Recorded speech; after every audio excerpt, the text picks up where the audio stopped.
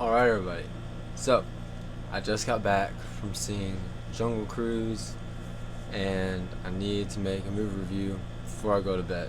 So, Disney's Jungle Cruise. I'm gonna tell you right now, I had a great time. You sit there, you think of it, you're like, how good of a movie was it?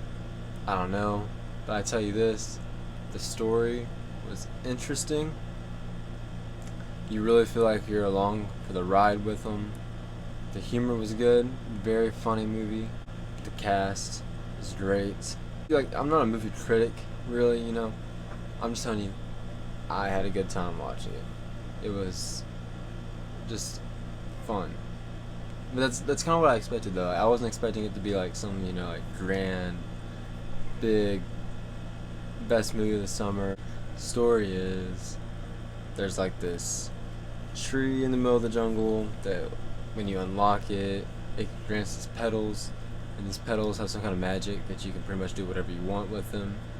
So Emily Blunt's character, she wants it to help make medicine to cure people of like crazy diseases and stuff.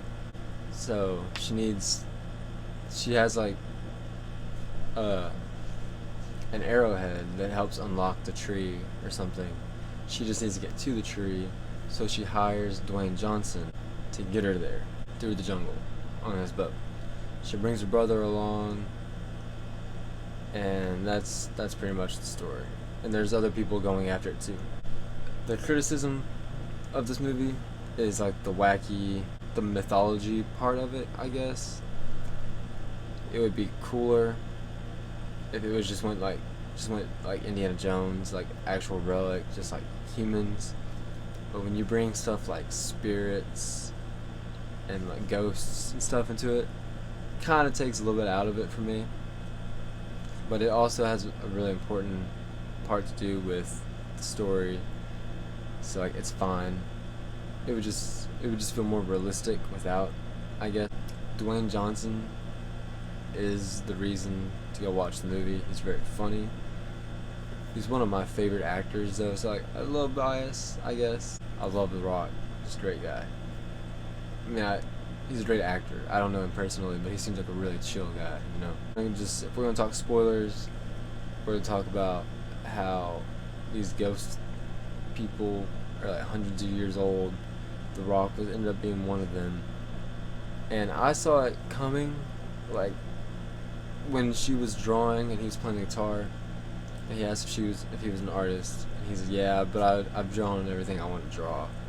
Had to find other hobbies." At that point, I knew that he drew the map. Just like the way he said it, I was like, okay.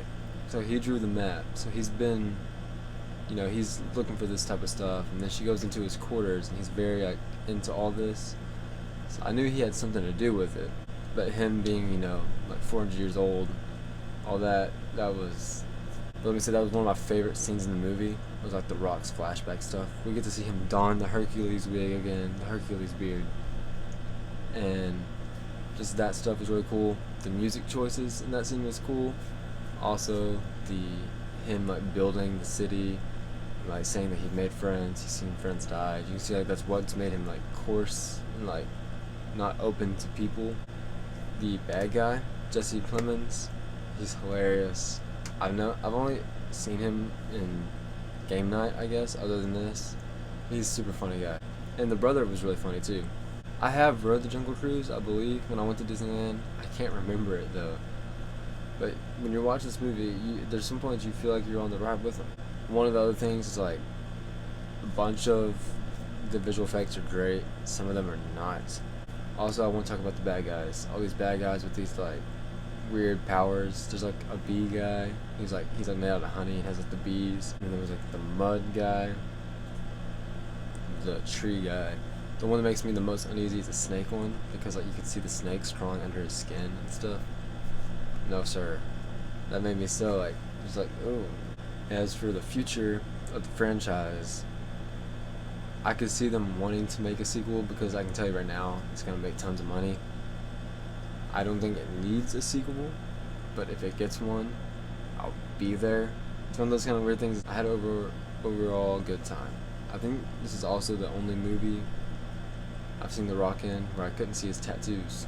I'm gonna rate it out of like 10 stars. I'd give it like 7.5 because there wasn't really much that was bad to me. I thought the acting was great. The story is the weird part. Some of the story gets kind of sometimes. Like I said, it's all the mythological stuff that makes it not as good to me. It's more, I wish it was just more like there actually was like some treasure or something, Indiana Jonesy. I recommend it. It's a great family movie. Go watch it with your family. That's what we did. It was my mom's birthday. We went and saw it as a family. Let me know what you think about the movie. If there's something I forgot about, which there probably was, comment it and I'll let you know what I thought about it. I got trailer reactions for this movie and I got other movie reviews, so you can check those out as well. And I'll see you next time.